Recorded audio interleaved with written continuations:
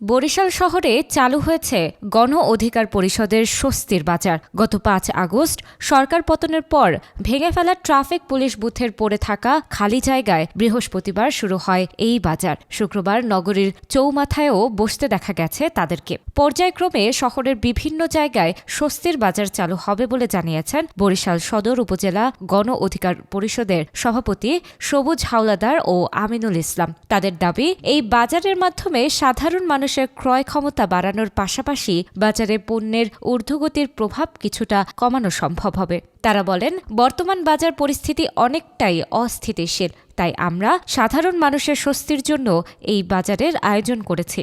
এখানে তারা প্রয়োজনীয় পণ্য কম দামে কিনতে পারবেন। এই বাজারে বিভিন্ন কাঁচা পণ্য সাধারণ বাজারের তুলনায় অনেক কম দামে পাওয়া যাচ্ছে। বাজারে যেখানে কাঁচামরিচ ১১০ টাকা, এই বাজারে তা ৯০ টাকা। পেঁপে ৭০ টাকার জায়গায় ৩৫ টাকা, ১১০ টাকার সিম ৮০ টাকায়, বেগুন ৮০ টাকার বদলে ৬০ টাকায় এবং ফুলকপি ৯০ টাকার বদলে ৭০ টাকায় পাওয়া যাচ্ছে।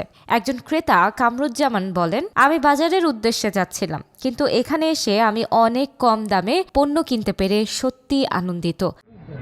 ৪০ টাকা হালি কিনি, সেই কলা আমি ২৫ টাকা হালি কিনি এবং আমি অর্ধেক দামে কিনি। বাজার থেকে প্রায় অর্ধেক দামে বাজার করলাম, আমি খুব সন্তুষ্ট।